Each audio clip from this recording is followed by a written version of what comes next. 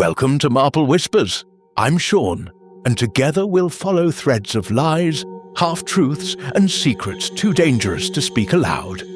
Sit back, stay sharp, and let's see who really holds the winning card. In the shadowy lanes of St. Mary Mead, where secrets bloom like wild roses, Miss Jane Marple, that unassuming spinster with a mind sharper than a dagger, receives a desperate visitor. Amy Durrant, a rising star of the London stage, her glamour shattered by a nightmare. A lavish weekend at a cliffside bungalow in Cornwall, crashing waves echoing hidden lies. Amy's accused of stealing a dazzling sapphire necklace from her ruthless rival, Lila Vance. Handcuffs snap, a night in a drafty cell, humiliation that threatens to crush her career. But wait, Edward confesses, the necklace returns. Case closed. Not so fast. Anonymous letters slither in, branding Amy a thief, roles vanishing like smoke. Enter Miss Marple, knitting clues into a web of deceit, a fake jewel, insurance fraud, blackmail, and a conspiracy of lovers and lurkers. Jealousy simmers, motives twist. Who framed Amy, and why won't the torment end? Unravel the threads of betrayal, ambition, and revenge in this thriller. One false step, and the curtain falls forever. Stay tuned, the truth is deadlier than you think. Chapter 1. The unexpected visitor. The village of St. Mary Mead lay nestled in the English countryside, like a forgotten jewel. Its thatched cottages and winding lanes bathed in the golden haze of a late September afternoon. Miss Jane Marple, that unassuming spinster with a mind as sharp as a surgeon's scalpel, occupied her customary spot by the bay window of her cosy drawing room. Her frail hands, veined like delicate porcelain, moved with rhythmic precision over her knitting, a fluffy pink scarf destined for her great-nephew Raymond's newest offspring.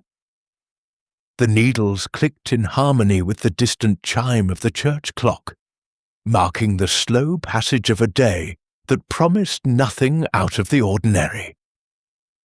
Outside, the hedgerows burst with the last defiant berries of summer, their crimson dots winking in the breeze, while villagers went about their routines, the baker's boy whistling as he pedalled past, the postman exchanging pleasantries at garden gates. Miss Marple observed it all, with her mild blue eyes, those eyes that missed nothing, from the subtle limp in old Mr. Hargreaves's step to the furtive glance of the vicar's wife toward the greengrocer's shop. Human nature, she often mused, was an endless tapestry of motives and secrets, much like the intricate patterns she wove into her woolens. But tranquility shattered with the abrupt peal of the doorbell, an insistent ring that echoed through the house like a summons from another world. Florence, her loyal maid with the sturdy build of a countrywoman, hurried to answer, her apron strings fluttering. Moments later, she returned, her face a mask of barely concealed curiosity. "A lady to see you, miss. Says it's urgent. Miss Amy Durrant from London by the sound of her." Miss Marple laid her knitting aside with unhurried grace, folding it neatly on the side table. "Show her in, Florence, and perhaps bring the tea tray. Darjeeling, I think, with those lemon biscuits." The visitor who entered was a vision of metropolitan sophistication, stark against the room's faded floral wallpapers and polished mahogany. Tall and lithe, with hair as black as polished ebony, coiled into an elegant chignon, she carried herself with the poise of someone accustomed to spotlights and applause. Her dress, a sleek emerald silk that whispered with every movement, clung to her figure like a second skin, and her eyes, dark, expressive orbs framed by coal, held a spark that could ignite a stage. Yet beneath the glamour lurked a shadow of distress, a tightness around her mouth that spoke of sleepless nights and gnawing fears. "Miss Marple," she began, her voice a melodious contralto honed by elocution lessons and theatrical runs. "Forgive this intrusion. I'm Amy Darrant. You might have seen my name in the papers, or perhaps caught one of my performances at the Haymarket. The Shadowed Veil was quite the hit last season, but I'm not here for accolades. I've heard whispers of your extraordinary gift for unraveling puzzles that baffle even the police. Please, I beg you, lend me your insight into a nightmare that's threatening to destroy everything I've built." Miss Marple gestured to the armchair opposite, her expression one of serene invitation. "Do sit, my dear Miss Darrant. You look quite done in. Florence will have tea here directly. Now compose yourself and start at the very beginning. I find that the smallest details often hold the key, like the overlooked stitch that unravels a whole garment." Amy sank into the chair, her gloved fingers twisting a handkerchief with unconscious fervour. The scent of her perfume, something exotic, like jasmine laced with intrigue, wafted through the air, mingling with the faint aroma of beeswax from the furniture. She drew a steadying breath, as if rehearsing lines for a pivotal scene.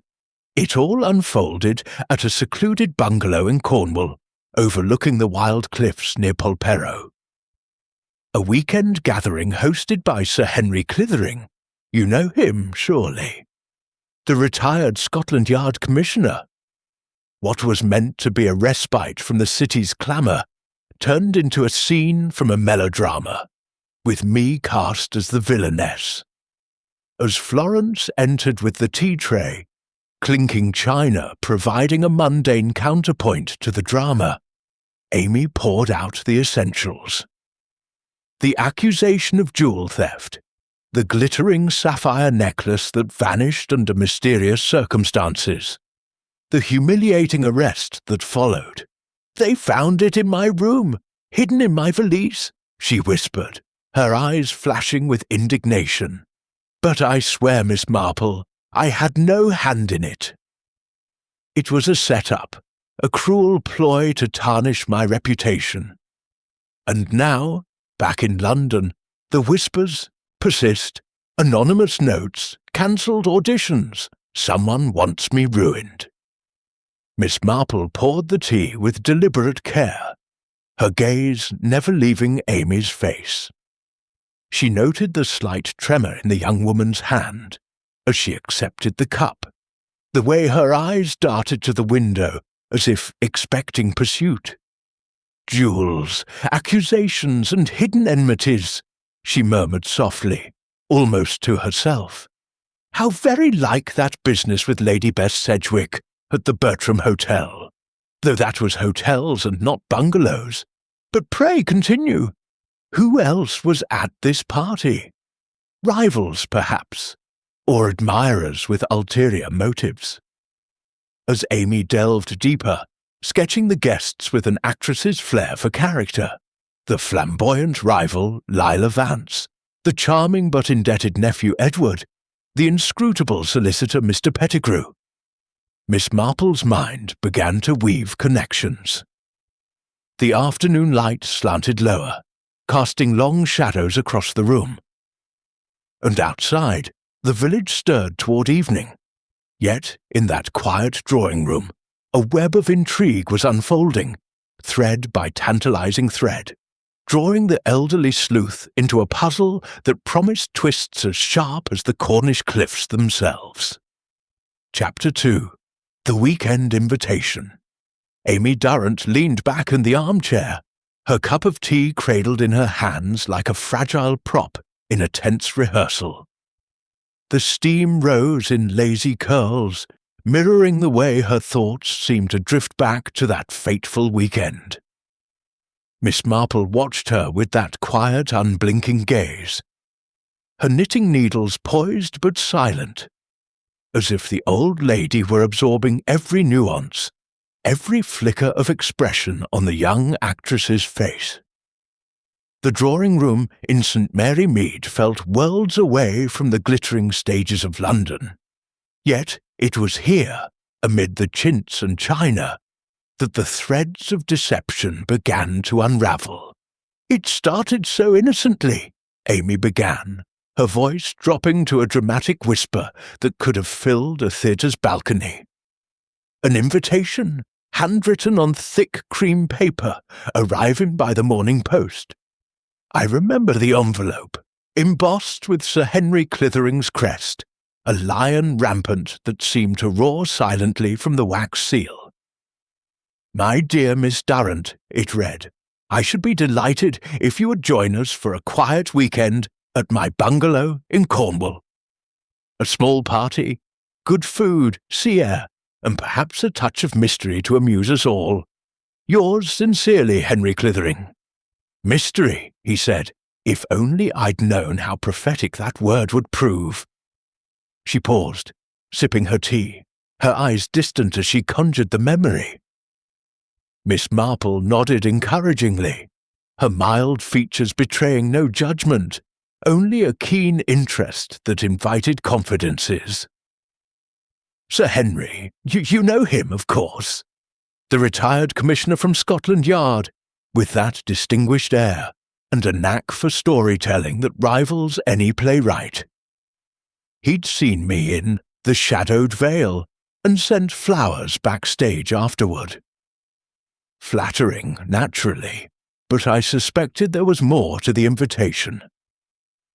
Cornwall in late summer, cliffs battered by the Atlantic, wild moors stretching inland like a forgotten kingdom. It sounded like an escape from the relentless pace of rehearsals and reviews, a chance to breathe without the smog of London choking my lungs. Amy set her cup down with a soft clink, her gloved fingers tracing the armrest as if it were the edge of a stage. I accepted at once, wiring my reply that very day. The train journey was interminable, changing at Plymouth, then a rattling local line that hugged the coastline like a lover reluctant to let go. As the landscape shifted from pastoral fields to rugged headlands, I felt a thrill of anticipation. The sea appeared suddenly, a vast expanse of sapphire and foam, crashing against rocks that jutted like ancient sentinels. Polperro was the nearest village, a quaint huddle of whitewashed cottages, tumbling down to a harbour where fishing boats bobbed like toys. Sir Henry's bungalow perched on the cliffs above, a modern affair of stone and glass, designed to capture the views rather than blend into the scenery. Cliffside retreat, he called it, though to me it seemed more like a stage set for a tragedy. Isolated, windswept, with the constant roar of waves providing an ominous underscore. The actress's voice gained animation, her hands gesturing as if painting the scene for an invisible audience. A chauffeur met me at the station, a taciturn fellow named Jenkins, with a face weathered by salt spray and secrets.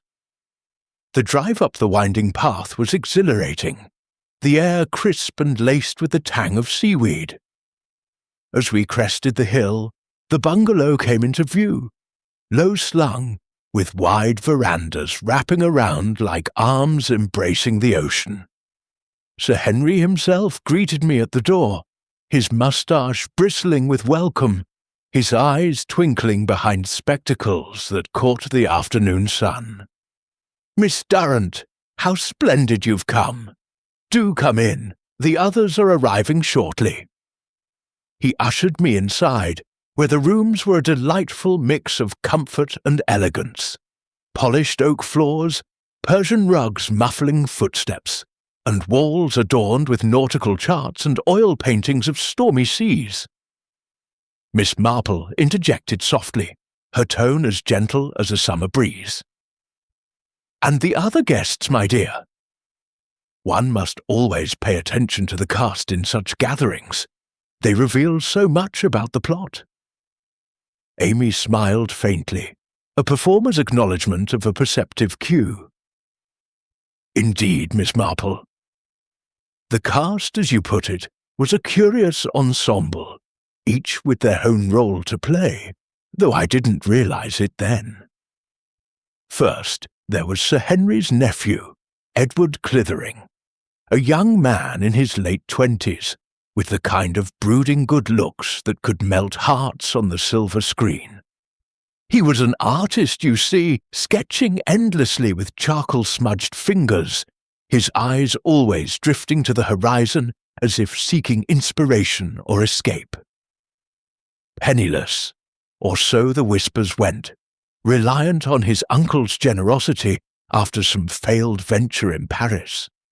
Arrived just after me, bounding up the steps with a portfolio under his arm, and a disarming grin that hid, I suspected, a world of frustrations. She leaned forward, her voice lowering conspiratorially. Then came Mr. Reginald Pettigrew, a solicitor from London, dry as dust, with pince-nez perched on a beak-like nose and a briefcase that never left his side. He specialized in estates and wills, or so Sir Henry mentioned in passing, and his conversation revolved around legal precedents and tax loopholes. Not the sort to enliven a party, but useful, perhaps, in ways I couldn't yet fathom. He greeted me with a limp handshake and a murmur about the weather, his eyes appraising me like a document to be notarized. The clock on the mantel ticked steadily, a reminder that time in St. Mary Mead moved at its own leisurely pace, unlike the whirlwind Amy described. But the real surprise, the one that set my teeth on edge, was Lila Vance, my rival, Miss Marple. Oh, how the papers loved pitting us against each other. Durrant versus Vance, battle of the leading ladies. She arrived in a sleek motor car, driven by some admirer who'd vanished by the time she alighted. Lila was everything I aspired to be, and loathed in equal measure. Golden-haired, with porcelain skin and eyes like emeralds that could flash with feigned innocence or calculated charm. Her dress was a confection of Parisian chiffon, fluttering in the sea breeze like a siren's lure. "Darling Amy," she exclaimed, air-kissing my cheeks with theatrical warmth, "how divine to see you here!" We must compare notes on that dreadful director at the Adelphi, but beneath the honeyed words, I felt the sting. Her latest role had stolen the spotlight from mine, and the critics raved about her ethereal presence while dismissing my performance as competent. Miss Marple's eyes narrowed slightly, a subtle sign of her mind at work. Rivalry in the theatre. It's much like village politics, my dear. All smiles on the surface, but daggers drawn in the shadows. And Sir Henry? What was his role in this tableau? Amy chuckled softly, a sound laced with bitterness. Sir Henry played the genial host to perfection, bustling about with decanters of sherry and anecdotes from his yard days. "A weekend to forget the world," he proclaimed as we gathered in the drawing-room that first afternoon. The room overlooked the cliffs, with French doors open to the veranda, where gulls wheeled and cried like harbingers. We sipped aperitifs, dry martinis for Lila, whiskey for Edward and Mr. Pettigrew, a modest sherry for me, and chatted idly. Edward sketched the view, his pencil flying across the page, while Mr. Pettigrew droned on about a recent case involving disputed heirlooms. Lila, ever the centre of attention, regaled us with tales of her continental tour. Monte Carlo was divine, darlings, roulette wheels spinning like fate itself. As the sun dipped toward the horizon, painting the sea in hues of molten gold, the conversation deepened. Sir Henry, settling into a wicker chair, steered it toward mysteries, his favourite topic. You know, Miss Vance, Miss Durrant, your profession isn't so different from mine. Actors assume roles, detectives unmask them. Take that case of the missing rubies in Mayfair. Turned out the lady's maid had a twin sister. Twins, always a twist. Lila laughed, a tinkling sound that grated on Amy's nerves. How thrilling, Sir Henry, but in theatre, the twists are scripted. Real life is far messier. Edward glanced up from his sketch, his eyes lingering on Lila with an intensity that spoke volumes. Messy indeed, he murmured, especially when debts pile up like unpaid bills. Amy shifted in her seat back in the drawing room, the memory evidently stirring unease. It was then that Lila unveiled her prize. As we moved to the dining room for supper, she casually unclasped a velvet pouch from her evening bag. "Look what my secret admirer sent," she cooed, draping a sapphire necklace around her throat.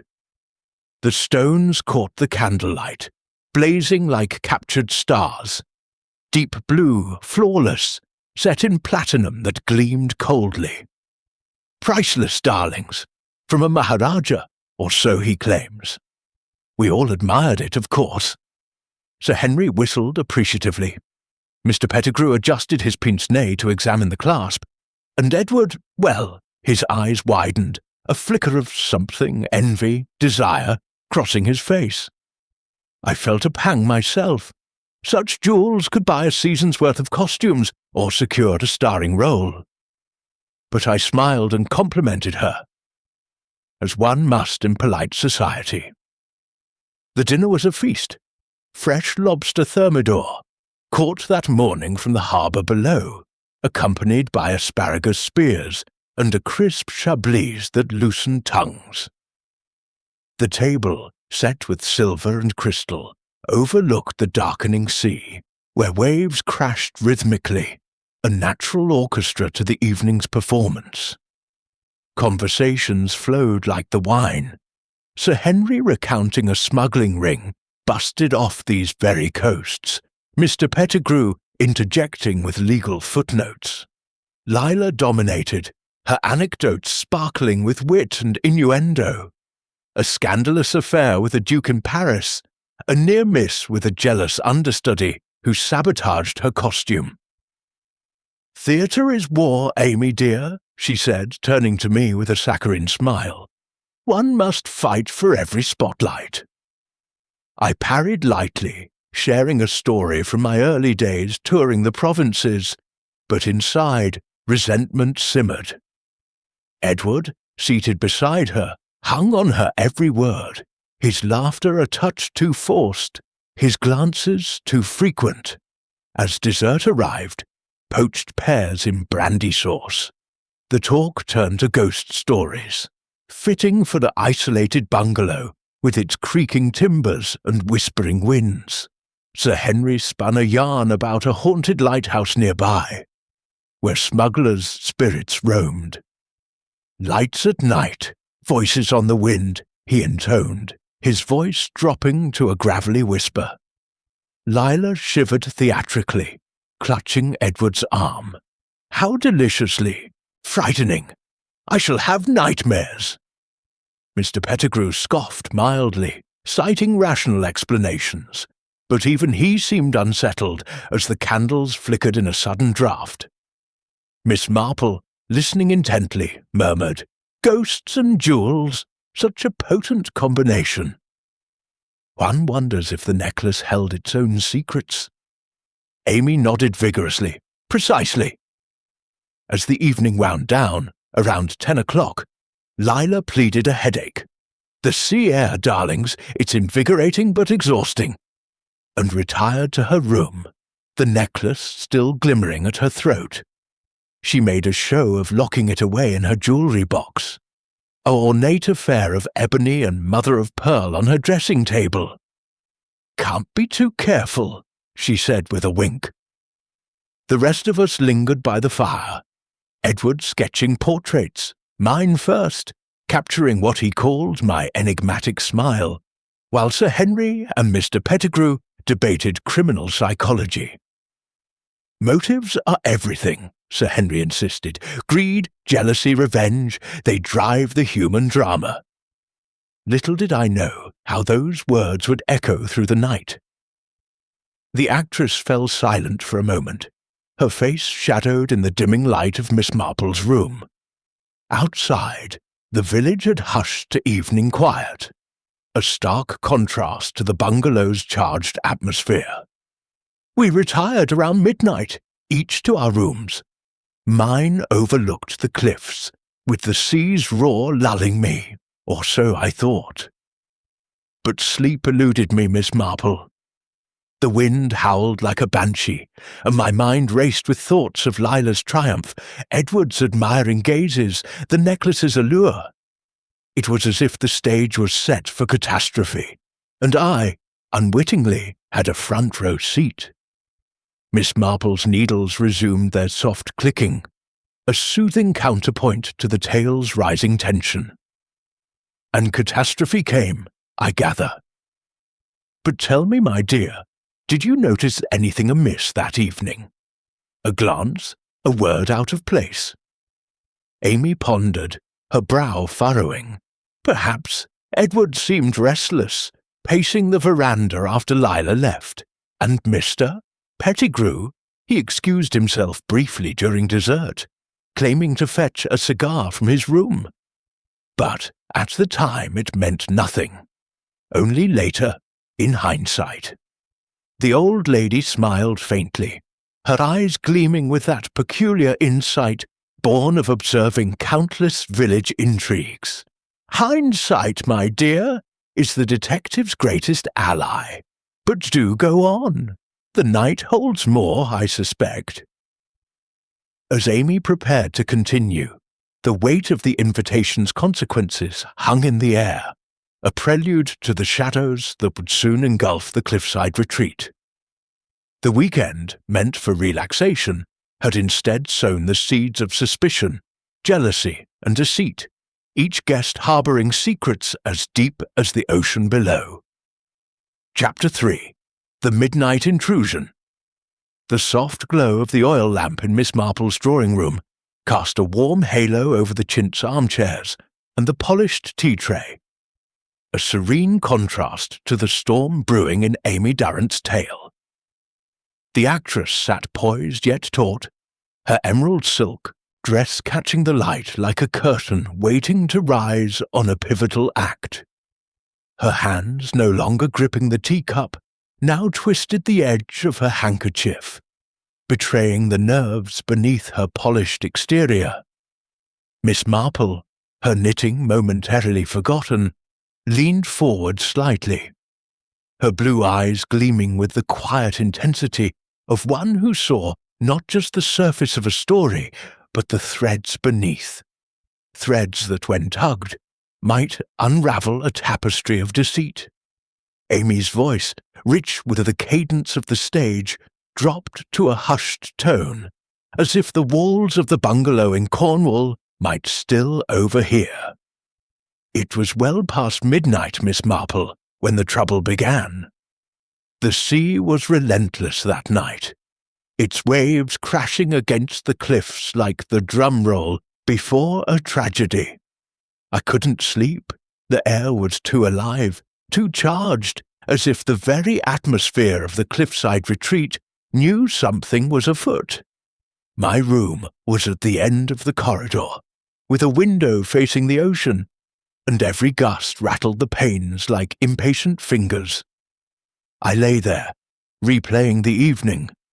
Lila's sapphire necklace glittering like a taunt, Edward's lingering glances, Sir Henry's tales of crime that seemed to foreshadow our own drama. And then I heard it, a sound that didn't belong. Miss Marple tilted her head, her expression as placid as a village pond, yet her mind was already sifting through possibilities. A sound, you say? In a strange house, one hears all sorts of things, creaking boards, settling beams, but this was different, I take it. Oh yes, Amy replied, her eyes widening. It was footsteps, soft, deliberate, not the careless tread of someone seeking a glass of water or a late-night book. They came from the corridor, slow and measured, as if the walker feared discovery. I sat up in bed, my heart pounding louder than the waves. The bungalow's wooden floors carried sound like a stage amplifies a whisper, and these steps had purpose. Curiosity, perhaps folly, got the better of me. I slipped on my dressing gown, a simple cotton affair, and crept to the door, easing it open just a crack. The actress paused, her breath catching as if reliving the moment. The corridor was dark, save for slivers of moonlight streaming through a skylight above. The air was cool, tinged with salt and the faint musk of polished oak. The footsteps had stopped, but I heard a faint rustle, like fabric brushing against wood, coming from the direction of Lila's room. She'd taken the largest guest suite, naturally, at the opposite end of the hall, closest to the main staircase. I tiptoed forward, my bare feet silent on the cold floor, guided by instinct and that nagging sense that something was terribly wrong. Miss Marple's needles twitched slightly, as if mirroring her quickening thoughts. A dangerous move, my dear, wandering a strange house at night. Reminds me of young Clara at the vicarage, creeping downstairs to catch the cat stealing cream, only to stumble on a burglar. But do go on. What did you find? Amy's lips curved into a wry smile, though her eyes held no mirth. I wish it had been a cat, Miss Marple. As I neared Lila's door, I heard a muffled thud, like a drawer being eased shut too quickly. Her door was ajar, only an inch, but enough to see a shadow moving inside. The moonlight caught the edge of a figure, hunched over her dressing table where that ostentatious jewellery box sat. My breath caught. Someone was rifling through it, their movements furtive, almost frantic. I edged closer, heart hammering, and then the figure turned slightly, just enough for me to see his face. It was Edward Clithering. She leaned forward, her voice dropping to a stage whisper. Edward, of all people. Sir Henry's nephew, with his soulful eyes and charcoal-stained fingers. His face was pale, twisted with a desperation I'd never seen in him before. Not at dinner. Not when he sketched my portrait with such careless charm. He was holding something, a glint of metal or gem, though I couldn't make it out clearly.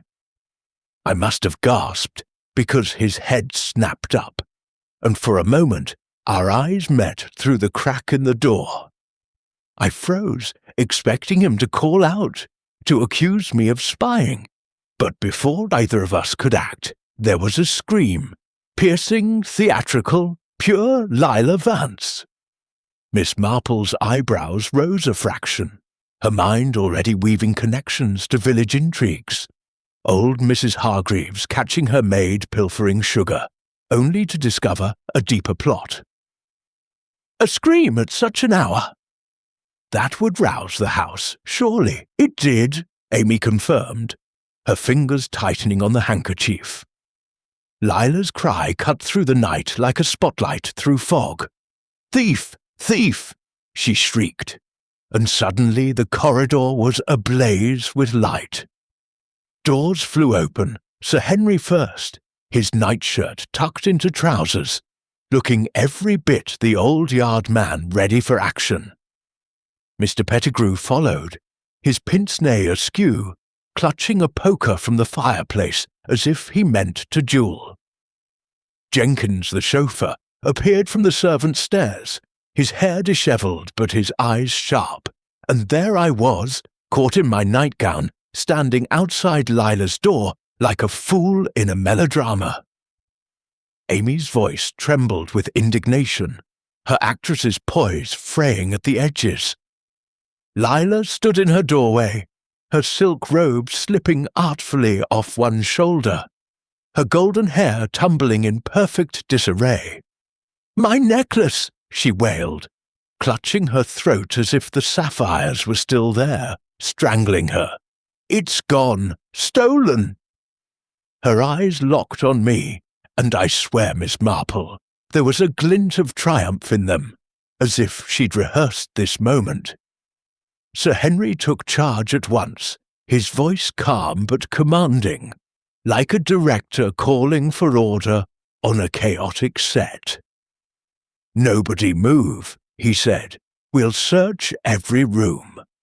Jenkins, fetch the constable from Polperro. This is no trifling matter." The old lady nodded, her expression serene yet probing.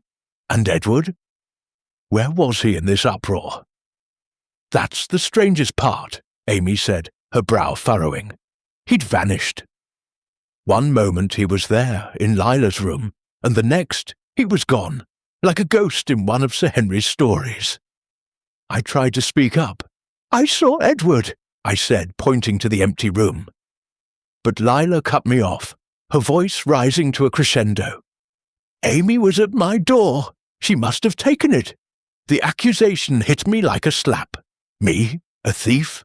I, who'd fought for every role, every ovation, with nothing but my talent and grit. I protested, but Sir Henry, ever the policeman, insisted on a thorough search. He was methodical, almost mechanical, as he led us from room to room, starting with Amy's hands clenched, her knuckles whitening. Her room was a stage set of its own. Velvet drapes, a four-poster bed, that ebony jewellery box now empty save for a few trinkets. The sapphire necklace was nowhere to be found. Mr. Pettigrew hovered, muttering about evidence and chain of custody, while Edward reappeared, claiming he'd been in his room all along, woken by the commotion. His face was pale, his hands trembling slightly, but he met my gaze with a defiance that chilled me. Sir Henry moved on, searching each guest's belongings with a precision that made my stomach churn. When they reached my room, I stood by, helpless, as Jenkins opened my valise. She paused, her voice breaking, and Miss Marple leaned forward, her voice soft but insistent. "And there, I presume, they found something unexpected?" Amy nodded, her eyes glistening with unshed tears. Tucked beneath my scripts, my precious scripts, annotated with years of stage notes, was the necklace. Those sapphires gleamed up at us like accusing eyes, nestled in a fold of my dressing gown. I gasped, "That's not mine!" But the room went silent, save for Lila's theatrical sob. "How could you, Amy?" she whispered, her voice dripping with feigned betrayal. Sir Henry's face hardened, and Mr. Pettigrew adjusted his pince-nez, murmuring something about damning evidence. I tried to explain. Edward, the shadow, the footsteps. But my words sounded hollow, desperate, like a bad actress flubbing her lines. The constable arrived shortly after, a burly man named Sergeant Trelawney, with a Cornish accent thick as clotted cream and a no-nonsense air. He listened to Sir Henry's account, eyed me with suspicion, and declared I must accompany him to the station. "Just for inquiries, miss," he said, but his grip on my arm was firm as he led me to the police van waiting outside, its headlights cutting through the pre-dawn mist. The other guests watched from the veranda. Lila dabbing her eyes with a lace handkerchief, Edward staring at the ground, mister. Pettigrew scribbling notes as if drafting a legal brief. Sir Henry alone seemed conflicted. His brow furrowed as he muttered, "This doesn't add up, but we must follow procedure." "The cell was cold, Miss Marple," Amy continued, her voice now a whisper, as if the memory still chilled her bones. "A draughty room in Polperro's tiny station, with a cot that smelled of mildew and a barred window framing the grey dawn.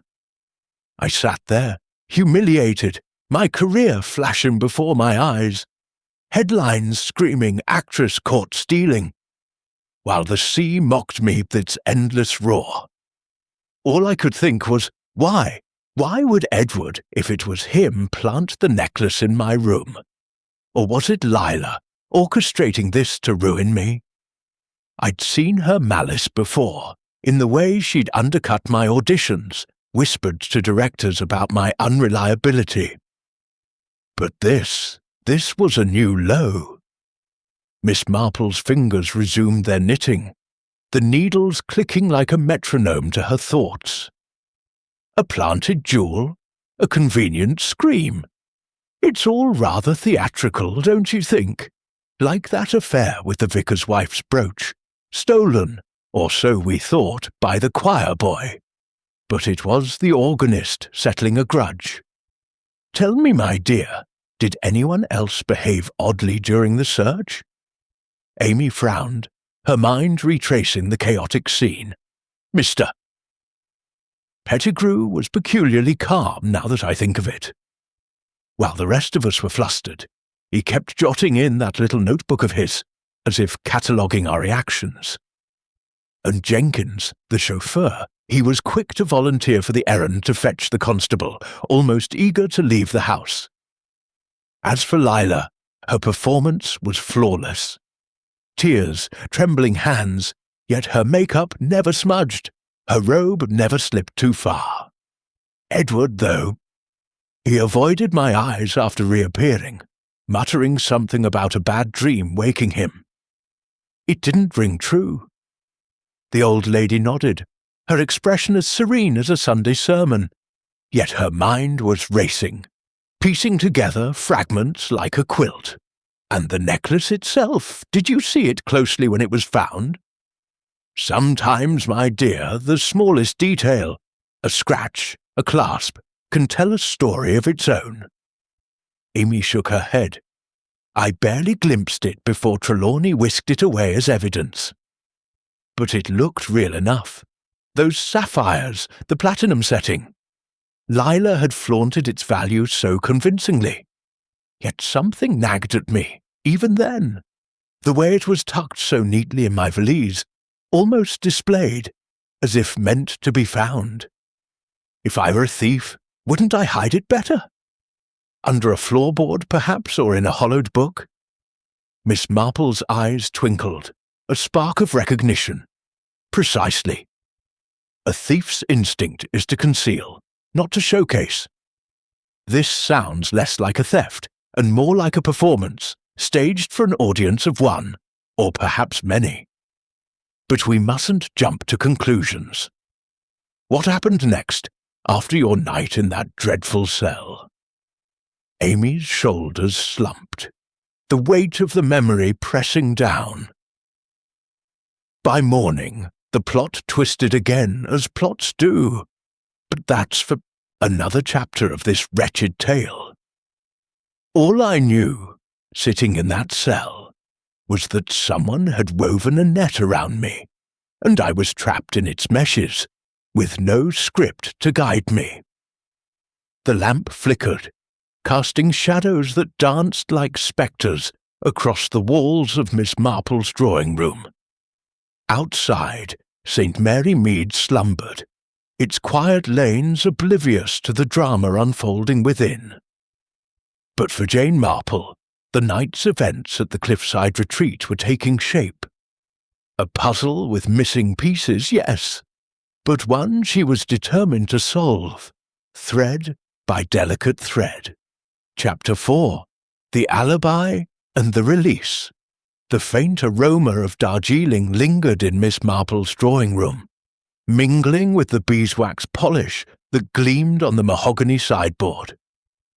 Outside, the twilight-draped saint, Mary Mead in a soft lavender hush, the village settling into its evening rituals, lamps glowing in cottage windows, the distant bark of a dog echoing down the lane. Within, Amy Durrant sat rigid, her emerald dress a vivid contrast to the muted tones of the room, her face a mask of restrained anguish as she recounted the aftermath of her night in the Polperro cell. Miss Jane Marple, her knitting now a mere prop resting on her lap, listened with the attentiveness of a confessor, her mild blue eyes catching every flicker of emotion, every hesitation in the actress's voice.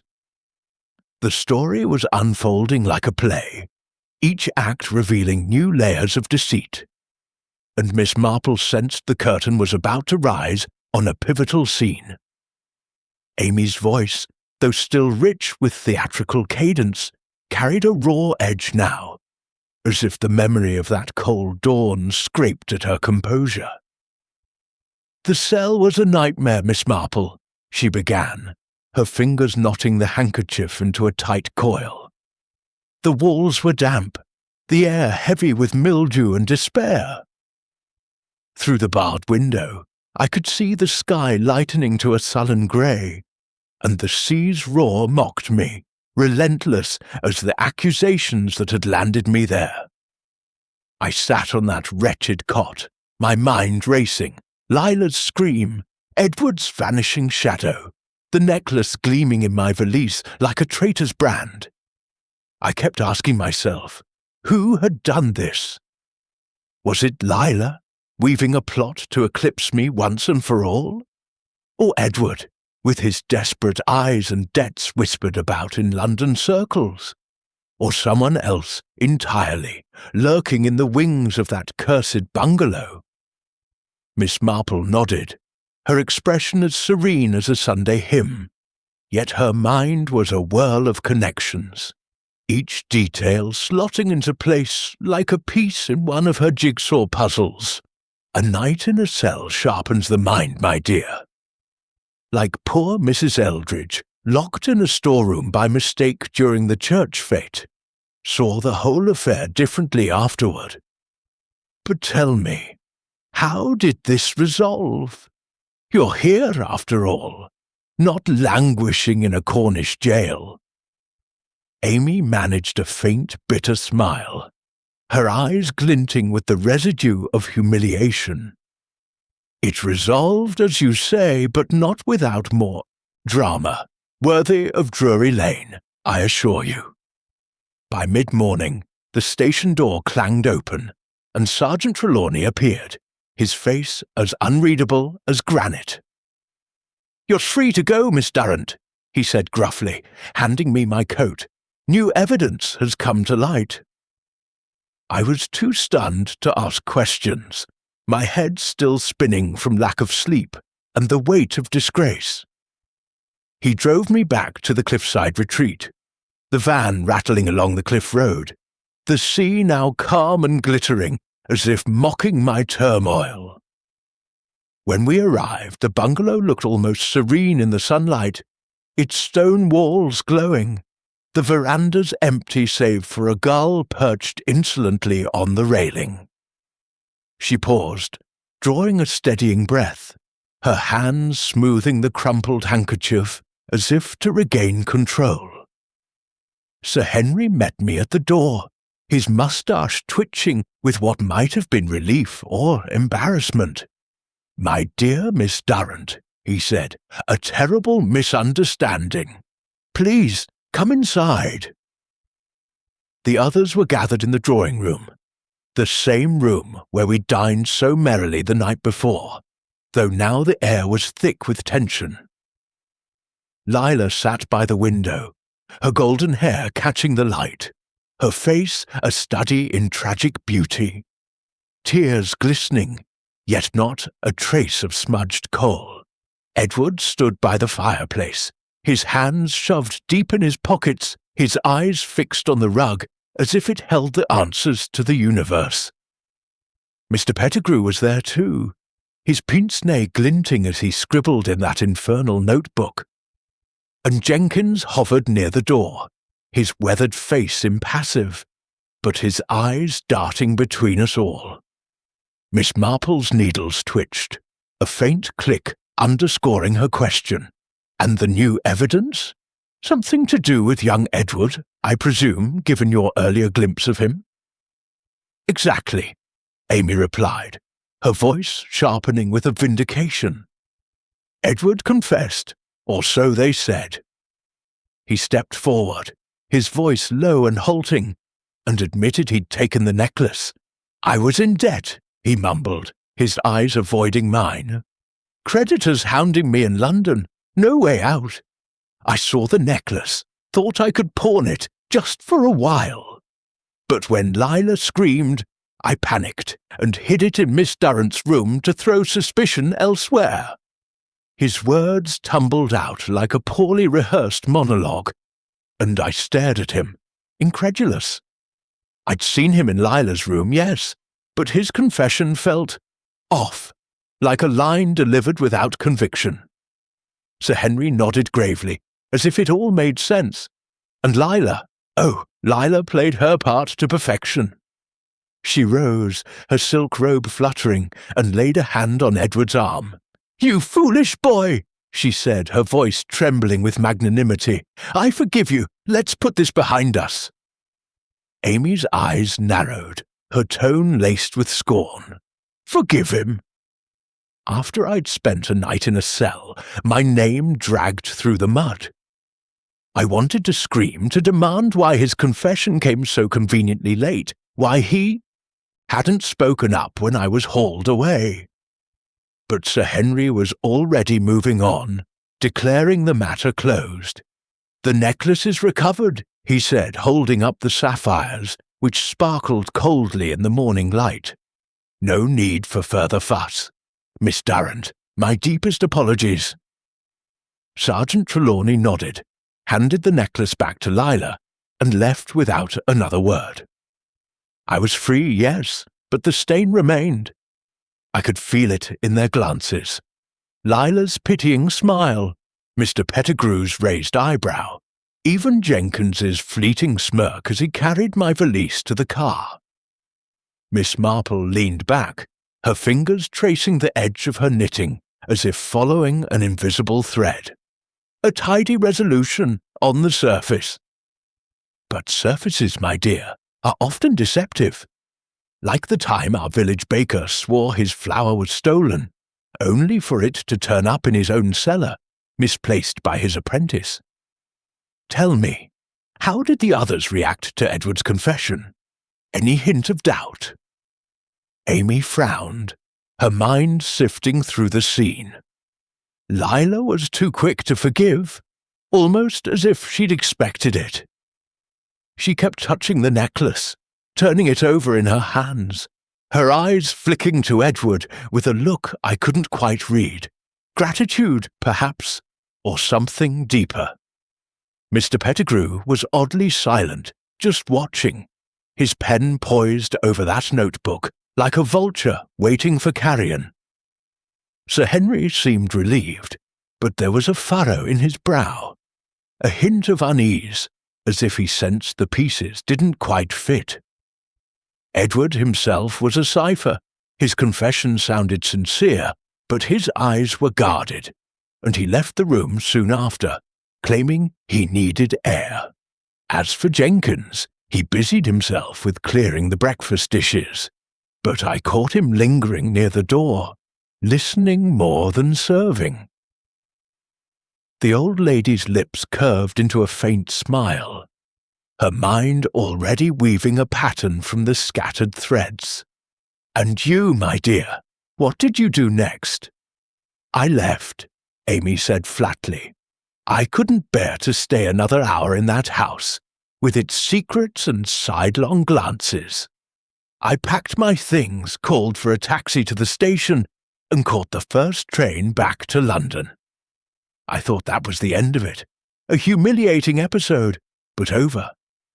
I tried to bury it, to focus on my next role, a revival of The Rival Queens at the Haymarket. But then the letters started. Miss Marple's eyebrows lifted, a spark of interest igniting in her eyes. Letters? Anonymous, I presume? Amy nodded, her face paling. They began arriving a week later, slipped under my dressing-room door or posted to my flat. Typewritten, no signature, on cheap paper that smelled faintly of tobacco. Thief, they called me. The truth will out. Your career is finished. Each one was a dagger, Miss Marple. My bookings dwindled.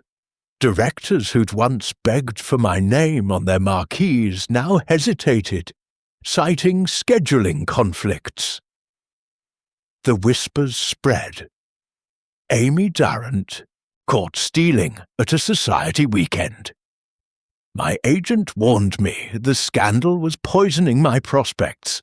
I knew then it wasn't over. Someone was determined to keep the accusation alive, to grind me into the dust. The room fell silent, save for the soft ticking of the mantel clock and the distant coo of a pigeon in the garden. Miss Marple's fingers resumed their knitting, the needles clicking like a metronome to her thoughts.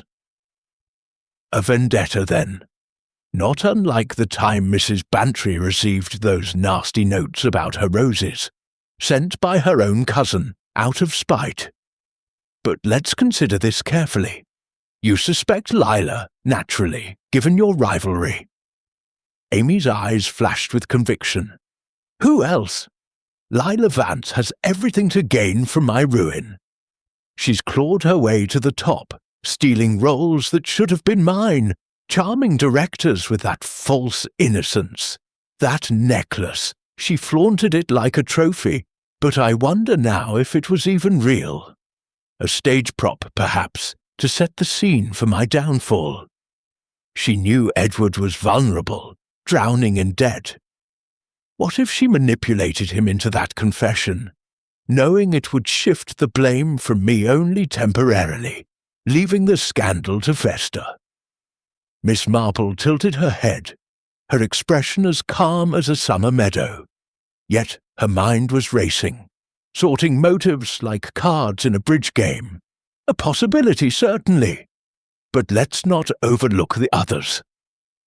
Edward's confession, too pat perhaps to be entirely true. And Mr. Pettigrew, with his notebook and his loyally calm. Solicitors often know more than they let on. As for Jenkins, servants see everything, don't they? Like Florence here, who always knows when the postman's late, or the milkman's shorted us a pint. Tell me, my dear, did you notice anything about the necklace itself when it was returned to Lila? Its weight, its clasp, any detail that struck you? Amy shook her head, frustration creasing her brow. I barely saw it. Sir Henry held it up briefly, and Lila snatched it back, clutching it like a talisman. But I remember thinking it looked too perfect, almost like something from a costume shop. The sapphires were too uniform, the platinum too bright. At the time, I dismissed it. My mind was on my own disgrace. But now, could it have been a fake? A prop in a larger scheme? The old lady's eyes twinkled, a glimmer of insight beneath her placid facade. A fake jewel in a real plot. How very intriguing. Like the paste diamonds in that affair at the manor house, passed off as heirlooms to swindle an heiress. We must tread carefully, my dear. This puzzle has more layers than a village gossip's tale. Would you permit me to make a few inquiries? Sir Henry is an old friend, and he's never the one to let a mystery lie. Amy's shoulders relaxed slightly, a flicker of hope softening her features. Please, Miss Marple. I'm at my wit's end. I can't fight this shadow alone. It's strangling my career, my life. If you can, find the truth. I'll be forever in your debt. Miss Marple smiled, a gentle curve of lips that belied the steel in her resolve. "No debt, my dear, only justice. Now, let's have another cup of tea, and perhaps you can recall one more detail. Any trifle, however small. The smallest pebble can start an avalanche, you know." As Amy nodded, reaching for the teapot, the room seemed to hold its breath, the shadows lengthening as the story deepened. Outside, St. Mary Mead dreamed on, oblivious to the drama within. But for Jane Marple, the threads of the cliffside retreat were weaving into a pattern of jealousy, greed, and perhaps something darker, waiting to be exposed in the unforgiving light of truth. Chapter 5. Whispers from the Village. The evening had deepened over St. Mary Mead, the village now cloaked in a velvet darkness, punctuated by the soft glow of lamplight spilling from cottage windows. Inside Miss Marple's drawing room, the air held a quiet expectancy, as if the very walls leaned in to hear the next act of Amy Durrant's tale. The actress sat with her hands folded tightly in her lap, the emerald sheen of her dress dimmed by the flickering oil lamp. Her face a canvas of resolve and lingering fear. Miss Jane Marple, her knitting relegated to a neat pile on the side table, regarded her guest with the serene intensity of a gardener studying a rose for signs of blight. The story of the cliffside retreat had woven a complex web, and now, with Amy's account of anonymous letters and a tarnished reputation, Miss Marple sensed the threads tightening toward a revelation. Amy's voice, though tempered by exhaustion, carried the weight of her ordeal. "I thought leaving Cornwall would end it, Miss Marple," she said, her eyes fixed on a point beyond the lace curtains, where the night pressed close.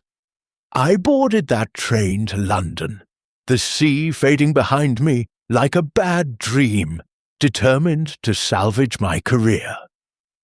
But the shadow of that night clung to me, and those wretched letters, they were like poison seeping into my life. I couldn't escape the feeling that someone was watching, waiting to strike again." Miss Marple nodded, her expression as calm as a summer meadow, yet her mind was a hive of activity, sorting through the clues like a seamstress threading a needle. "Anonymous letters are a coward's weapon, my dear. Much like the notes that plagued our vicar's wife last spring, sent by a jealous rival over a flower show prize. But let's not dwell on shadows just yet. We must cast light on the matter. Tell me, what did you do upon returning to London? And have you any suspicions beyond Lila Vance?" Amy's lips tightened, a flicker of defiance crossing her features. "I threw myself into work, or tried to. Rehearsals for the rival queens were starting, and I hoped a stellar performance would silence the whispers. But the letters kept coming, slipped under my dressing-room door at the Haymarket, posted to Dare du Jour, my flat in Bloomsbury, even one tucked into my coat pocket at a charity gala. Always the same, typewritten, terse, reeking faintly of cheap tobacco. 'Thief,' they sneered, 'your lies won't save you.' My agent, Mr. Hargrove, began to panic. He said the scandal was spreading like wildfire, fueled by gossip columns hinting at a certain actress's sticky fingers. I knew Lila was behind it, or someone in her orbit. She'd always played dirty, spreading rumours about my punctuality, cozying up to directors to steal my roles.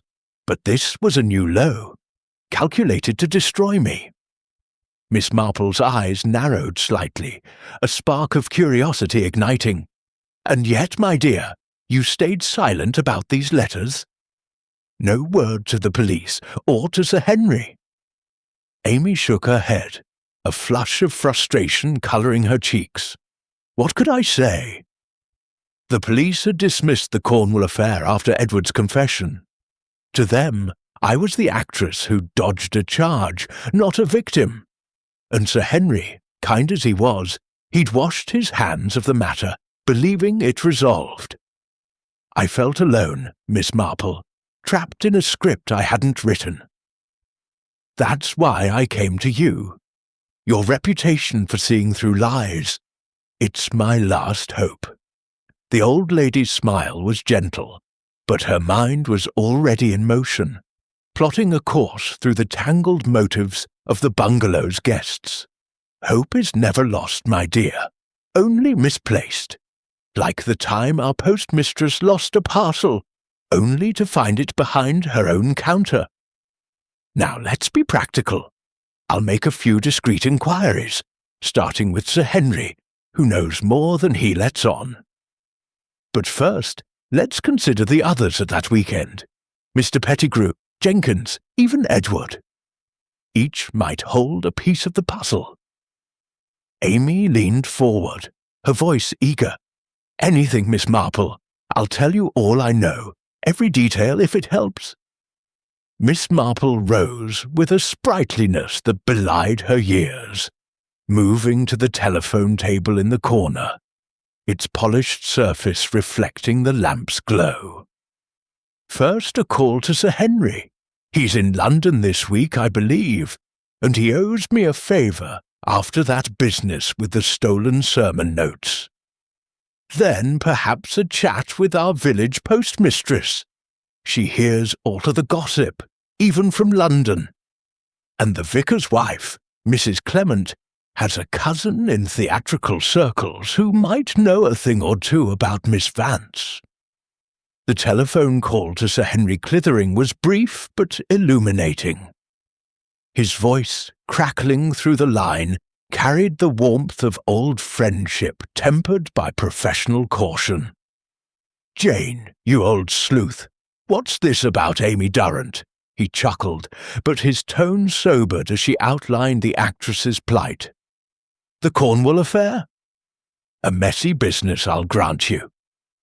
Edward's confession seemed to tie it up, but I had my doubts. The boy's no thief. Broke, yes, but not dishonest. And Lila Vance, she was too calm during the search. Almost as if she knew. The necklace would turn up. I'll dig into my notes, Jane, and send you what I can. But tread carefully. There's more to this than meets the eye. Miss Marple thanked him, her mind already cataloguing his words. She returned to Amy, who was sipping a fresh cup of tea, the steam curling like a question mark. "Sir Henry confirms your story, my dear, but he's uneasy about Edward's role. Now let's take a walk to the post office before it closes. Mrs. Muggins, our postmistress, has a nose for scandal sharper than a bloodhound's." The evening air was crisp as they stepped out. The village lanes quiet save for the rustle of leaves skittering across the cobblestones. Miss Marple, wrapped in a shawl, moved with a purposeful stride, her umbrella tapping the ground like a metronome. Amy, her elegance softened by a borrowed coat, followed, her eyes darting nervously as if expecting another anonymous letter to materialize from the shadows. The post office, a squat building with a red-tiled roof, glowed with the warmth of its single lamp. Mrs. Muggins, a plump woman with a penchant for floral hats, looked up from sorting letters, her eyes widening at the sight of the glamorous visitor. "Miss Marple! And good heavens, is that Miss Durrant, the actress?" Mrs. Muggins's voice was a mix of awe and curiosity, her hands pausing over a stack of envelopes. "I saw you in the Shadowed Vale last year. Marvellous, simply marvellous." Amy managed a gracious smile, though her tension was palpable. Miss Marple, ever the diplomat, steered the conversation deftly. "Mrs. Muggins, We're looking into a small matter, a misunderstanding from a weekend in Cornwall. You read the London papers, don't you? Any talk of Miss Durrant or a certain Miss Lila Vance?" Mrs. Muggins's eyes gleamed, sensing a juicy tidbit. "Oh, the papers love Miss Vance. All about her sapphire necklace. Insured for a fortune, they say, though there was a snippet last week about a claim she made. Said it was stolen, then recovered, but the insurance folk were sniffing around, suspicious-like.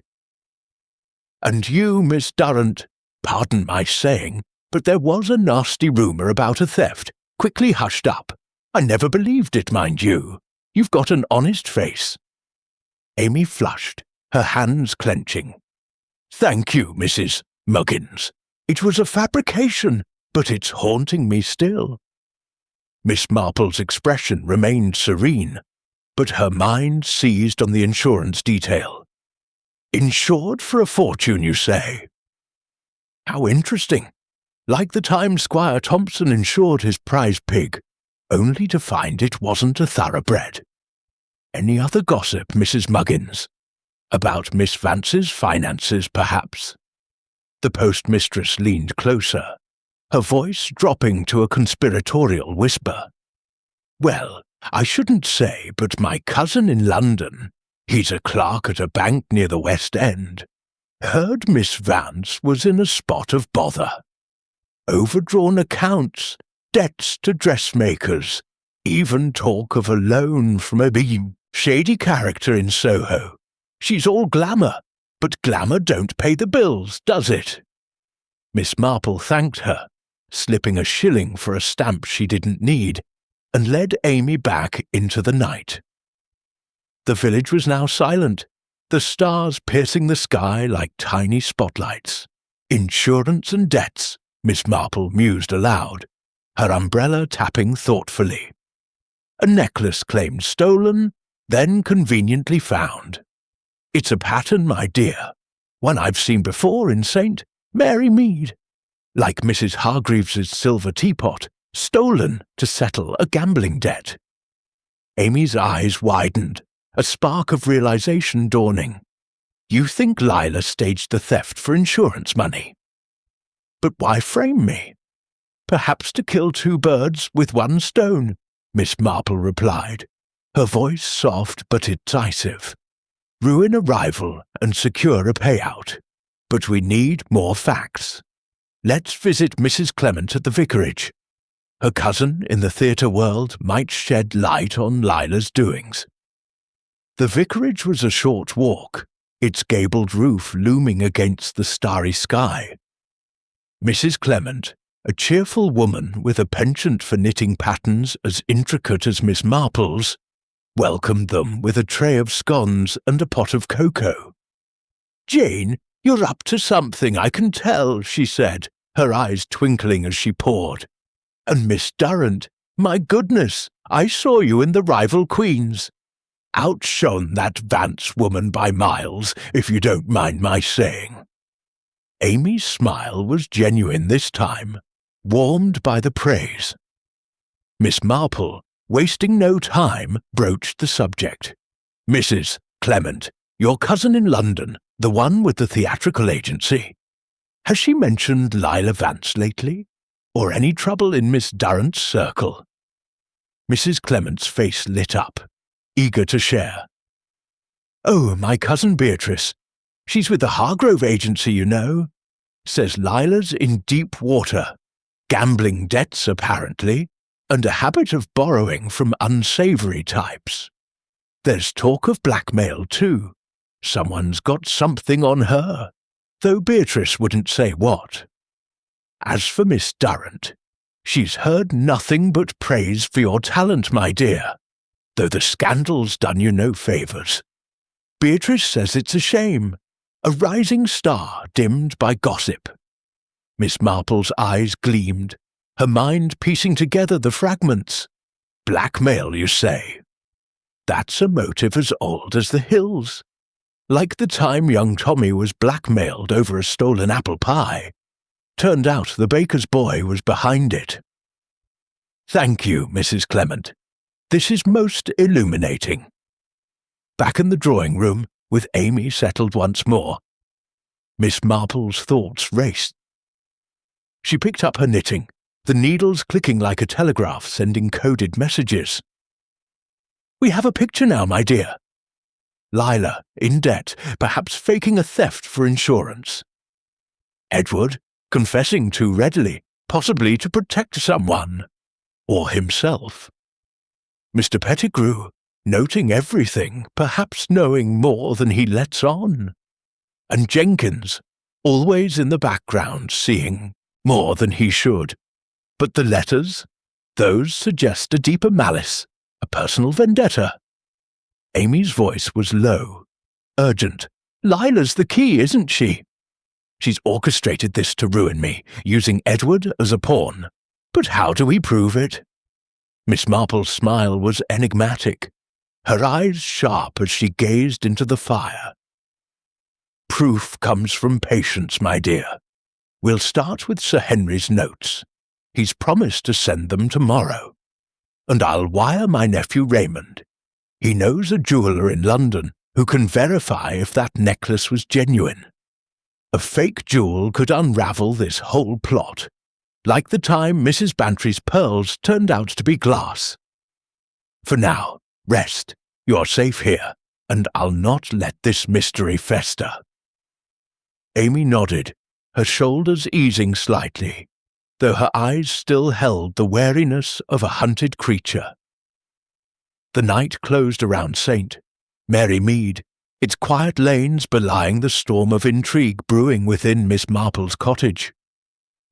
For Jane Marple, the whispers from the village, Postmistress Muggins, Mrs. Clement, even the distant echoes of London gossip, were stitching together a pattern, one that pointed to a plot as cunning as any staged at the Haymarket, and twice as deadly.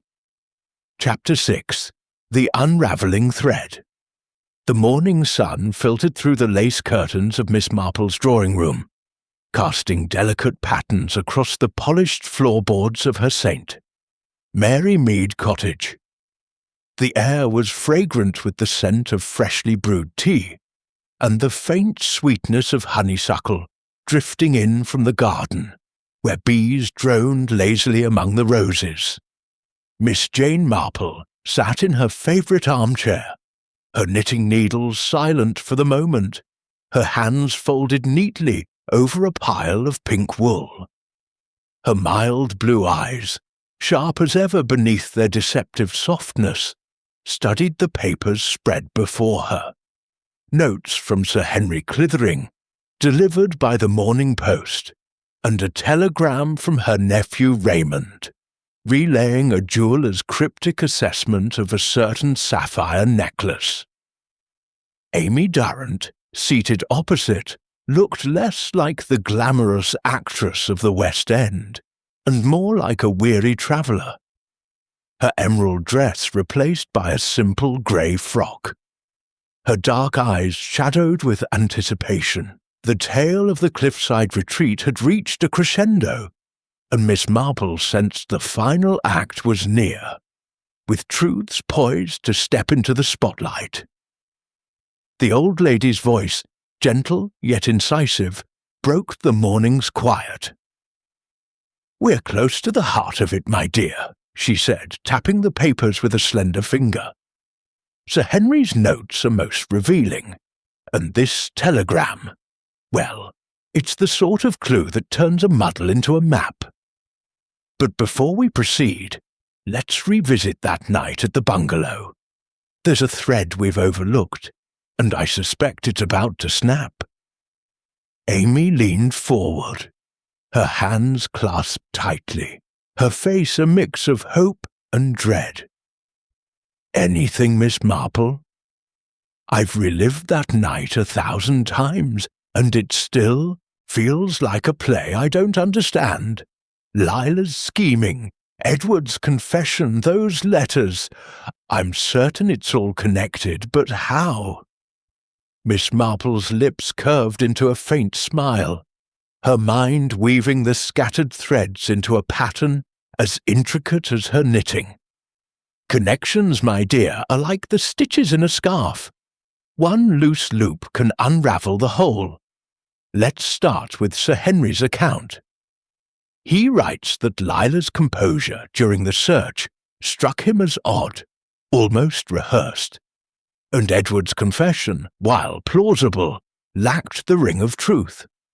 He also notes that Mr. Pettigrew was unusually preoccupied with his notebook, as if documenting more than the theft.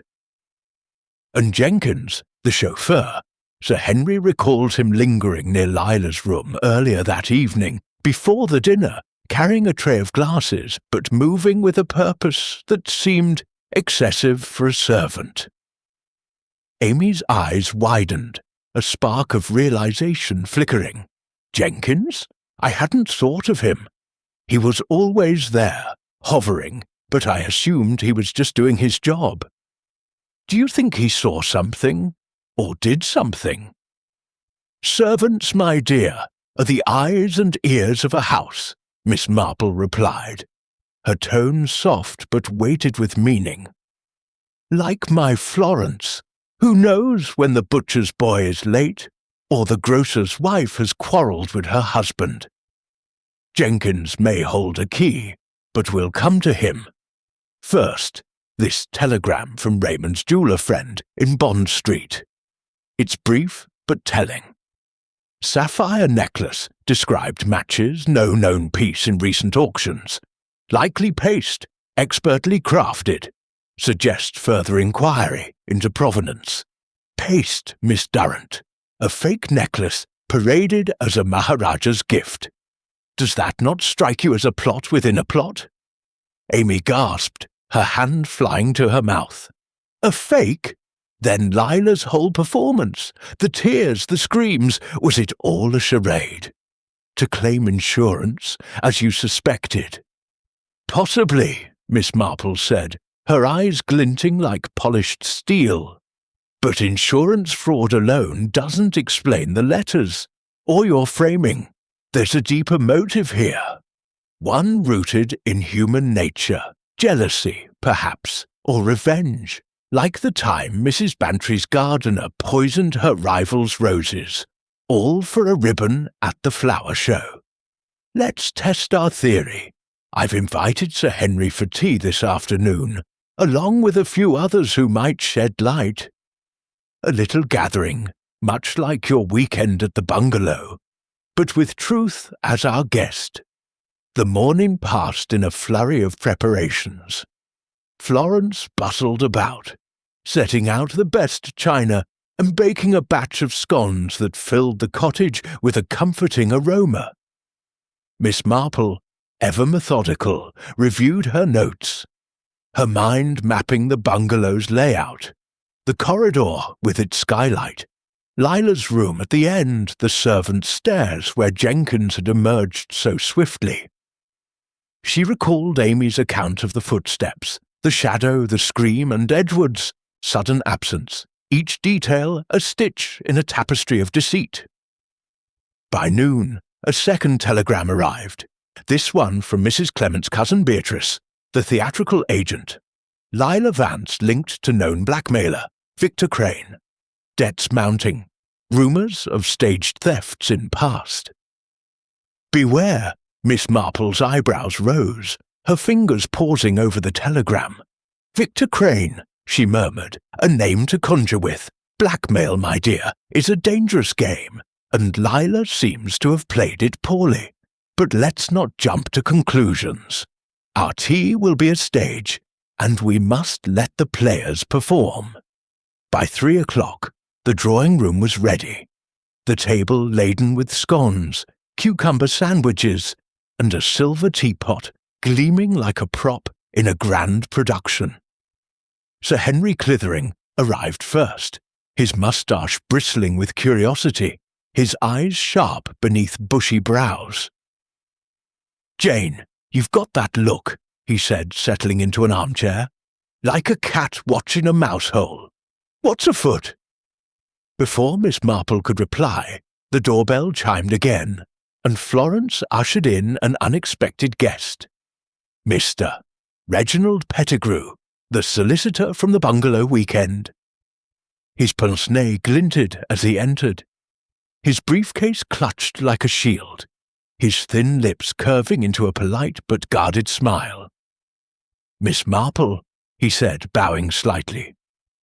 "Sir Henry informed me you had questions about that unfortunate affair in Cornwall. I'm happy to assist, though I confess I'm puzzled." Amy stiffened, her eyes narrowing at Pettigrew's arrival, but Miss Marple's calm demeanour steadied her. "Thank you for coming, Mr. Pettigrew," the old lady said, pouring tea with the grace of a hostess at a garden party. "We're piecing together a little puzzle, and your observations may be invaluable. Do sit, and let's talk of that night at the cliffside retreat." The tea began innocently enough, with Sir Henry recounting the weekend's events in his measured, yard-trained tone. "It was a shock, Miss Durrant's arrest," he said, stirring his tea, "but Edward's confession seemed to clear it up. Still, I couldn't shake the feeling something was amiss. Lila's reaction, too composed, too perfect, and you, Pettigrew, scribbling away like a court reporter. What were you noting?"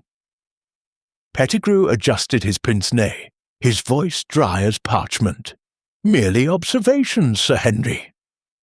The behaviour of the guests, the sequence of events.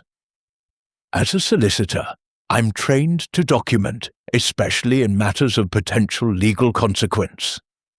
The necklace's discovery in Miss Durrant's valise was convenient, shall we say. I noted Miss Vance's lack of surprise, and young Edward's agitation before his confession." Amy's voice cut in, sharp with indignation. "Convenient? It was a nightmare. I saw Edward in Lila's room, rifling through her jewellery box. Why did he wait until morning to confess? And why was the necklace in my valise so neatly placed, as if meant to be found?" Miss Marple raised a hand, her gesture gentle but commanding silence. "Let's consider the necklace itself," she said, her voice soft but piercing. "Mr. Pettigrew, you examined it closely during the search, did you not? Did it strike you as genuine?" Pettigrew hesitated, his fingers tapping his briefcase. "I'm no jeweller, Miss Marple, but I've handled estate valuations." The sapphires were flawless, the platinum polished to a mirror shine. Yet there was something theatrical about it, too perfect, like a stage prop. I couldn't say for certain, but I noted it in my book. Sir Henry leaned forward, his eyes narrowing. "A fake? Jane, are you suggesting Lila staged the theft?" "Not suggesting, Sir Henry. Exploring," Miss Marple replied, her eyes twinkling. "But let's test the scene. Miss Durrant, you heard footsteps, saw Edward. Then Lila screamed. Yet Edward vanished, only to reappear later. Mr. Pettigrew, you were in the corridor moments after the scream, with Jenkins close behind. Did you see Edward leave Lila's room?" Pettigrew frowned, his memory straining. "No, I didn't. The corridor was empty when I emerged, save for Miss Durrant. Jenkins came from the servants' stairs, and Sir Henry from his room. Edward appeared later, claiming he'd been asleep. Miss Marple's needles clicked once, a deliberate sound in the quiet room. And Jenkins, so quick to fetch the constable. Sir Henry, you mentioned he was near Lila's room earlier that evening. Could he have been involved?" Sir Henry rubbed his chin, his moustache twitching. "Possible. Jenkins has been with me for years, but he's a reserved sort. Knows more than he lets on, like most good servants. I caught him lingering near Lila's door with a tray, but he said he was checking the glasses. Plausible, but—" Amy's voice trembled with sudden realization. What if Jenkins saw something? or helped plant the necklace. He was too eager to leave for the constable, almost as if he wanted to be out of the way. Miss Marple's smile was enigmatic, her mind racing like a loom weaving threads into cloth. "Let's stage our own little drama," she said, rising to fetch a small bell from the mantel. She rang it and Florence appeared, ushering in an unexpected guest. Jenkins himself, summoned by discreet note sent earlier. His weathered face was impassive, but his eyes darted nervously as he stood by the door, cap in hand. "Jenkins," Miss Marple said, her tone as gentle as a vicar's sermon. "You were at the cliffside retreat that night. Tell us, what did you see near Miss Vance's room before dinner? And be precise. Truth is a delicate thing." Jenkins shifted, his hands tightening on his cap. "I was carrying glasses, ma'am, as Sir Henry said. Miss Vance was in her room, dressing for dinner. I saw Mr. Edward knock on her door, quiet-like, and slip inside. Didn't think much of it. Young folk, you know. But later, after the scream, I saw nothing in the corridor except Miss Durrant." Miss Marple's eyes gleamed, a hunter sighting her quarry. "And the necklace, Jenkins? Did you ever handle it, perhaps when clearing Miss Vance's room?" Jenkins hesitated, a bead of sweat on his brow. "No, ma'am, I don't touch guests' belongings. But I did overhear Miss Vance talking to Mr. Edward that night before dinner. Something about needing his help and it'll be worth it. I thought it was just lovers' talk." Sir Henry's eyebrows shot up. "Lovers? Lila and Edward?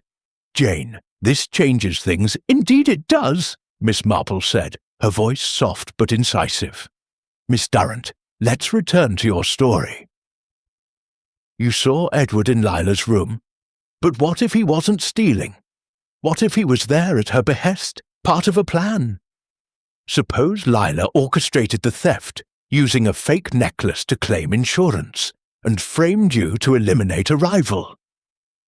Edward, in love or in debt, played along, planting the necklace in your valise, only to confess when the plan went awry." Amy's face paled, her voice a whisper. "But the letters? Why continue the torment?" "Because," Miss Marple said, her eyes narrowing, "the plan failed. You were released, the insurance claim stalled. Someone, perhaps Lila, perhaps another, wanted to keep you down. But I suspect we've overlooked the real puppeteer." She turned to Pettigrew, her gaze piercing. "Mr. Pettigrew, your notebook. You documented everything, yet you never spoke up. Why? And what do you know of Victor Crane, the blackmailer linked to Miss Vance?" Pettigrew's pince-nez slipped, his face blanching. "Crane? I've heard the name, in legal circles. A nasty sort, preying on society folk. As for my notebook, it's merely habit. I observed Miss Vance's calm, Mr. Edward's nerves, Jenkins's haste. I suspected the necklace was paste, but I had no proof." Miss Marple's smile was razor-sharp. "No proof, yet you knew enough to suspect." "Like the time our village clerk kept a ledger of everyone's debts, claiming it was just business. I think, Mr. Pettigrew, you were biding your time, perhaps hoping to profit from what you knew." Pettigrew sputtered, but Miss Marple pressed on, turning to Amy. "And you, my dear? Your story holds, but there's one flaw. The footsteps you heard, too deliberate for a thief, too loud for secrecy. What if they were meant to draw you out, to ensure you saw Edward, to make you the perfect scapegoat?" Amy gasped, her hand clutching her throat. "You mean I was lured?" "Precisely," Miss Marple said. "Lila, in debt and desperate, planned a fake theft with Edward's help. Jenkins, overhearing, may have played a role, perhaps moving the necklace, but someone else, someone with access to typewriters and cheap paper, sent those letters to keep the scandal alive. Mr. Pettigrew, your firm handles theatrical. Contracts, does it not? And typewriters are common in your office. Pettigrew stood, his face ashen. This is outrageous, I merely observed. Observed and perhaps acted, Miss Marple said calmly. Like the organist who observed the choir boy's theft, only to orchestrate it himself. I suggest, Sir Henry, you look into Mr. Pettigrew's recent correspondence, and Jenkins, check his quarters for tobacco-scented paper. Sir Henry nodded, his face grim. I'll do that, Jane. And Lila, she'll have questions to answer. Amy's eyes filled with tears, relief mingling with disbelief. Then it wasn't just Lila? Pettigrew was behind the letters? Not alone, Miss Marple said, her voice soft as a whisper in the wings.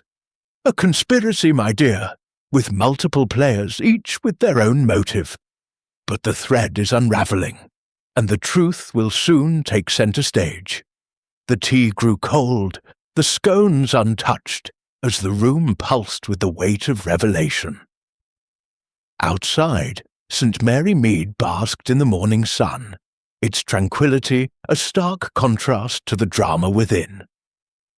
For Jane Marple, the puzzle was nearly complete, its pieces falling into place like the final notes of a symphony, ready to resolve in a grand, undeniable truth.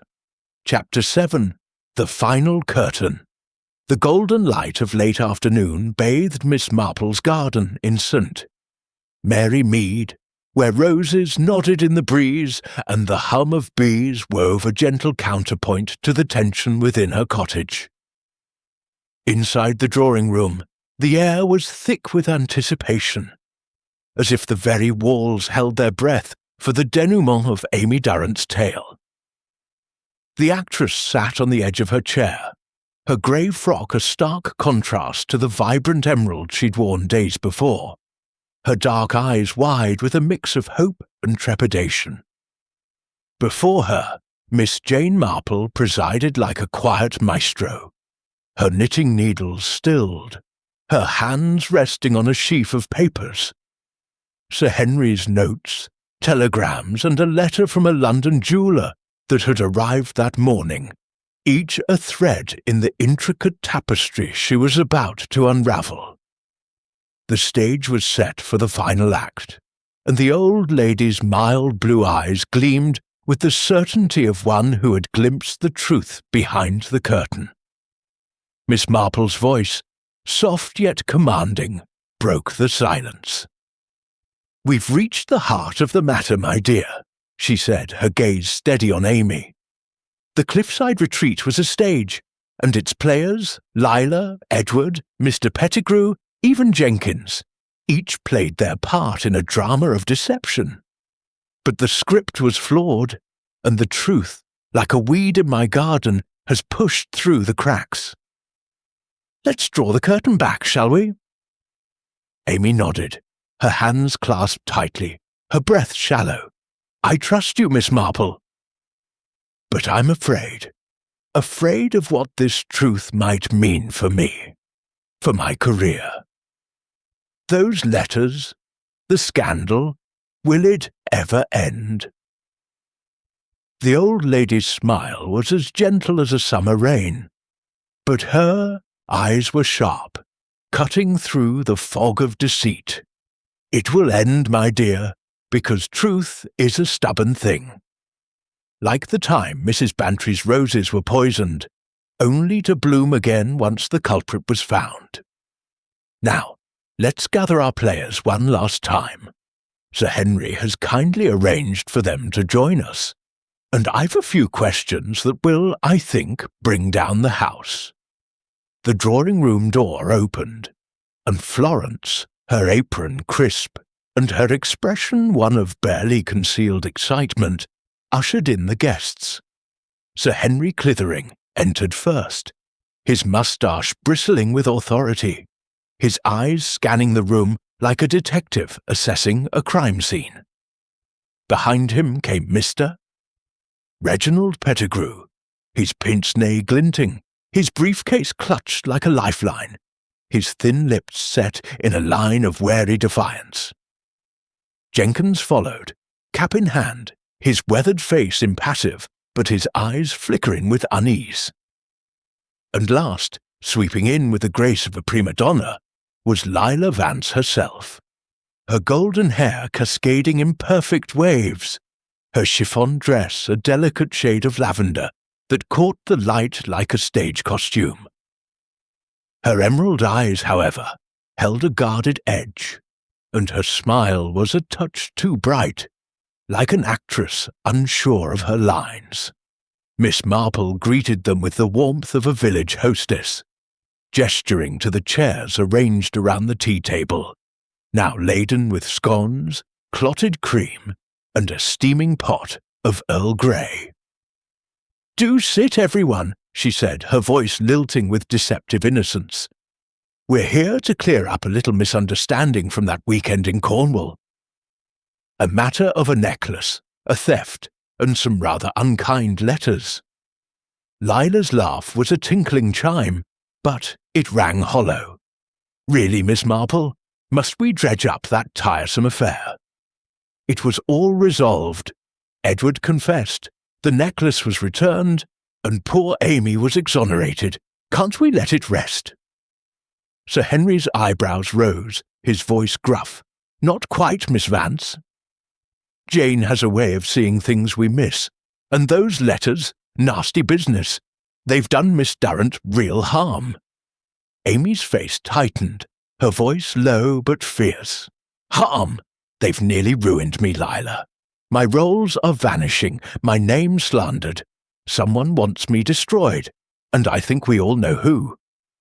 Lila's hand fluttered to her throat, where no necklace gleamed today. "Darling, you can't possibly think I'd stoop to such pettiness. I forgave Edward, didn't I? And I never pressed charges against you." Miss Marple's eyes twinkled, a spark of steel beneath her placid exterior. "Forgiveness is a fine thing, Miss Vance, but motives are finer still. Like the time our village baker forgave his apprentice for stealing flour, only to learn the boy was covering for someone else. Let's start with the necklace. Sir Henry, you examined it closely when it was found. Did it strike you as genuine?" Sir Henry rubbed his chin, his moustache twitching. "I'm no expert, Jane, but it looked the part. Sapphires blazing, platinum gleaming. Yet there was something too perfect about it, like a prop in one of Miss Vance's plays. And now, with your jeweller's report." Miss Marple held up the letter, her voice calm but cutting. "Indeed. My nephew's friend in Bond Street confirms it. The necklace described, a string of sapphires in a platinum setting, bears all the hallmarks of paste. Expertly crafted, mind you, but not a Maharaja's gift. A fake, Miss Vance, used to stage a theft. And you, I believe, knew it all along." Lila's face paled, her smile faltering, but she rallied with an actress's poise. "Paste? Preposterous! It was a gift, insured for thousands. I'd never wear a fake, Miss Marple. You must be mistaken." Pettigrew cleared his throat, his voice dry as autumn leaves.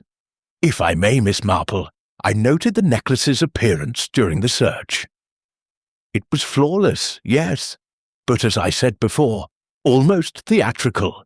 I deal in estates, and I've seen my share of counterfeits." I suspected, but lacked proof. Miss Marple's gaze shifted to him sharp as a needle. "Suspected, Mr. Pettigrew, yet you kept silent. Like the time our village clerk suspected a forged will, but waited to see who'd profit. Your notebook, sir, what else did it record? Perhaps a connection to Victor Crane, the blackmailer linked to Miss Vance." Pettigrew's pince-nez slipped, his hands tightening on his briefcase. "Crane?" "I know of him only through legal gossip, a disreputable sort, preying on the wealthy. My notes were merely observations, Miss Vance's calm, Mr. Edward's nerves at Jenkins's haste. I had no part in any scheme Jenkins shifted, his cap twisting in his hands. Nor I, ma'am. I told you what I heard, Miss Vance and Mr. Edward talking before dinner. I didn't touch no necklace." Miss Marple's smile was serene, but her eyes were relentless. "Yet you were quick to fetch the constable, Jenkins, almost as if you wanted to be elsewhere when the truth came out. And you, Miss Vance, were remarkably composed when your priceless necklace vanished. Let's stage the scene, shall we? That night, Miss Durrant heard footsteps, deliberate, not stealthy. She saw Edward in your room, Miss Vance, but what if he wasn't stealing? What if he was there at your invitation, part of a plan to stage a theft?" Lila's laugh was sharp, a note of panic beneath it. "A plan? You're spinning fantasies, Miss Marple." Edward confessed. He was desperate in debt. He hid the necklace in Amy's room to save himself. Amy's voice cut through, raw with anger. "And left me to rot in a cell. I saw you, Edward, with that necklace. Why confess only after I was arrested? And those letters, typewritten, smelling of tobacco, who sent them to ruin me?" Sir Henry leaned forward, his eyes narrowing. "Yes, Edward's confession. It bothered me, Jane. Too neat, too late, and those letters. Someone kept the scandal alive. Lila, you were in debt, weren't you?" Insurance money would have been tempting. Lila's eyes flashed, her composure cracking. "Debt? Everyone in the theatre has debts. I'm a star, Sir Henry, not a pauper. And I'd never frame Amy. She's no threat to me." Miss Marple's needles clicked once, a deliberate punctuation. "No threat, yet you knew her talent outshone yours, Miss Vance. Mrs. Clement's cousin, Beatrice, confirms it. Your reviews were slipping, your debts mounting, and a blackmailer, Victor Crane, was circling. Suppose you planned a fake theft using a paste necklace to claim insurance. You enlisted Edward, perhaps with promises of love or money, to plant it in Miss Durrant's valise, ensuring she'd take the blame. But the plan misfired. Amy saw Edward, and your scream was a touch too prompt." Lila stood, her chiffon rustling like a storm. "This is slander." "I'll not sit here and be accused. Sit, please," Miss Marple said, her voice soft but unyielding. "We're not done. Edward's confession saved Amy, but it didn't save your plan. The insurance company grew suspicious, didn't they?